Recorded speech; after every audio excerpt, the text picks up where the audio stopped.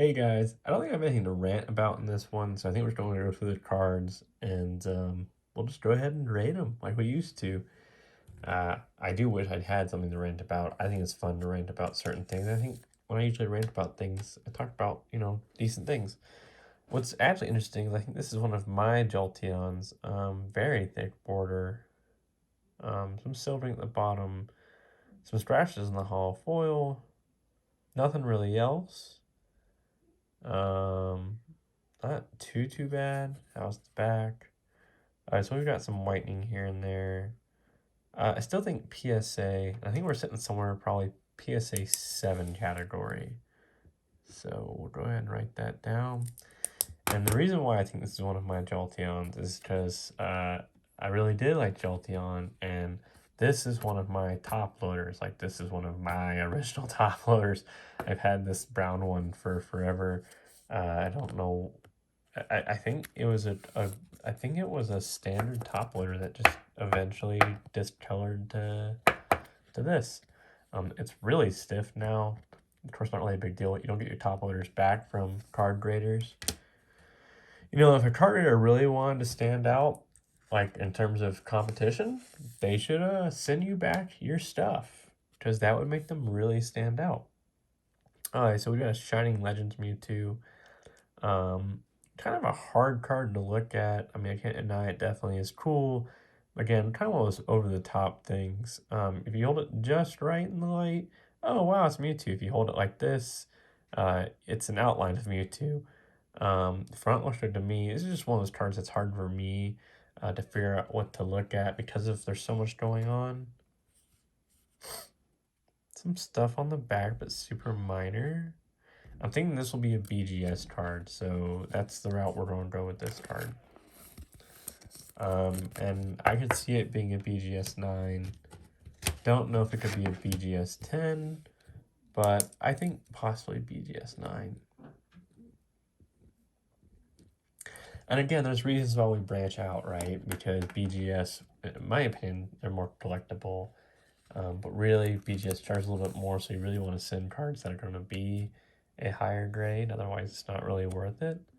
At a certain point, it balances out, like a BGS 7 and 8. It's worth about the same as a PSA 7 and 8.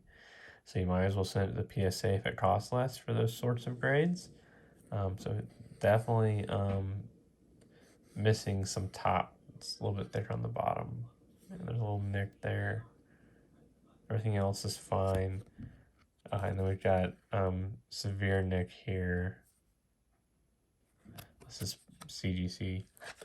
If it wasn't for the nicks, I'd say PSA, but too many nicks, big nicks. And so it's good to have some deviance, right? I don't know how much it costs to grade via CGC. I imagine it's comparable to PSA, because CGC, as far as I'm aware of, is still a kind of an up-and-coming company. But the good news is like I'm seeing the value of CGC cards actually start to rival that of PSA. In some cases, I mean, I've seen them listed. I don't think I've seen them sold, but I've seen some CGC cards listed higher than PSA cards. Delmai's V, everything's pretty clean on this card. I think this is one of my pulls, I believe. Let's say it was. And I'm saying BGS, possible BGS 10 category. Excuse. Whew.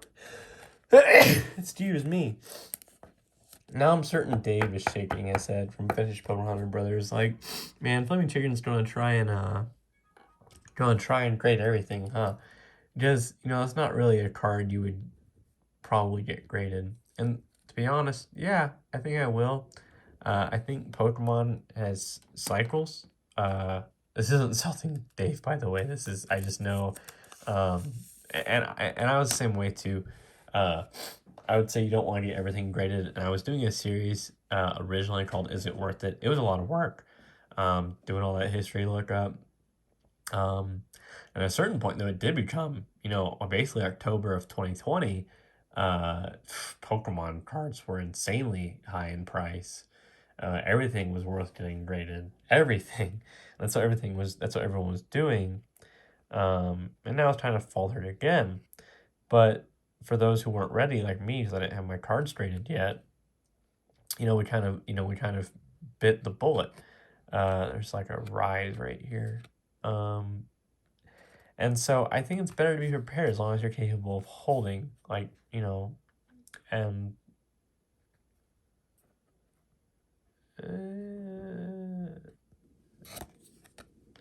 this one's tough because it's not going to cost me very much to send into the PSA. I think this is more CGC. I'm going to say CGC. And so you want to have those cards already graded and ready to sell when that price really spikes up. And, the grading process takes a long time. I don't think every card's going to be a win. I think if you hold long enough, they probably will be. But probably not every card. And like, of course, here's a good example of like a defense to that, right? Probably a lot of people never thought Fossil Seadra was going to be worth anything. And then, at least this one's first edition too. But even just a standard Fossil Seadra non-first edition, if it's graded high enough, it's worth some money. And with this one being first edition, and looking like it's going to be PSA 8 to 9 category, so this will be a PSA card. It's actually worth some money. If it would have been October 2020, it would have been worth actually like a pretty decent little chunk of money. So something to note, and you still want to have them ready to sell for when the time is right. So Pokemon cards, especially older cards, they're not printing more of them, so they're only an appreciating asset. Do I have a fear for the market? This one has a lot of scratches in the hollow foil. Yeah, I mean, I definitely got some worry. We've seen a teetering point here. This is PSA, but I don't know a guess just of like what's going on the back. Maybe PSA 6? No, let's CGC it. We'll CGC it.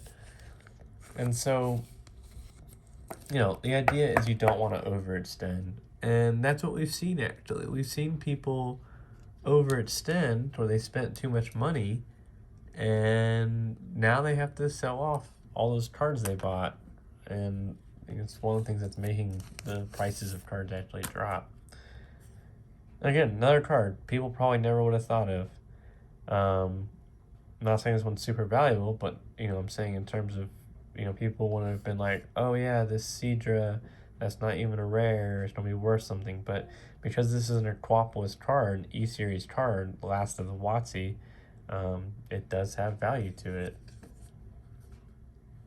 It's in really good condition. This is going to be a BGS card, BGS 9 or higher.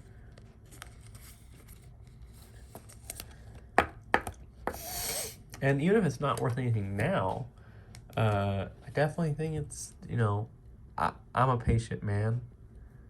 Of course, it's driving my wife crazy. Just these cards are taking up room, and if you've never seen a graded card, they're comparably bigger to a non-graded card because they come in a fairly thick and tall case. But once they're graded, they're pretty much safe. They're pretty much protected, and they'll pretty much never lose value after that point. This is good artwork. I wish there was more Pokemon drawn like this. If they had a set of every Pokemon drawn like this, I would buy the shit out of that set. It just personally for me, I would buy the shit out of that set. That's good art. And every now and then they do art like that. It's a great card. This is probably BGS. Wow, I think my fingerprint just went on it. It's like pressed too hard. That really sucks because if it wasn't for my fingerprint, I would say BGS 10. Hopefully my fingerprint doesn't ruin it. And that's good art.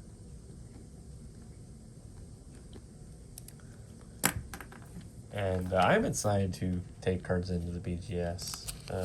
You know, I've only done PSA. Okay, so this card's in rougher shape than I would have liked. It's got like damage all across it.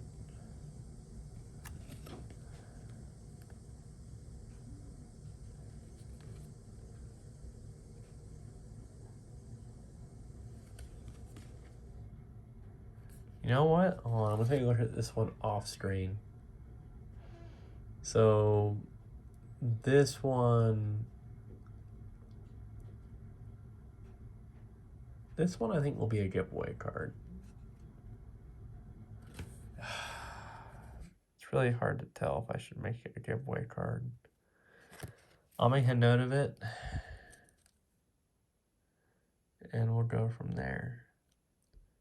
And please, for anyone who, I really haven't had too many people say it. I don't think I've had anyone say it, at least not in the comments.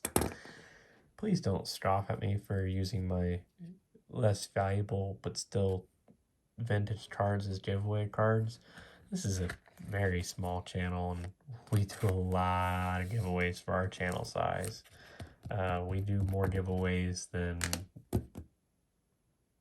what's his name, Leonhardt, and he's a lot bigger channel. So we'll give away what we want to give away, and so far we've pretty much always had an entry, so I think we're doing it right. And again, yes, of course, we would love to do bigger giveaways. We have no issues with that, but channel's kind of small, so giveaways will be kind of small, but consistent for now. Always great. And yeah, that's just about it for today. Just waiting for the PSA to take cards in. I got like an insane amount waiting for them. I can't wait. And hopefully the BGS plan and CGC plan goes well as well. I actually need to look into the CGC's taking cards because I could probably send them some cards right now. Thanks. Bye.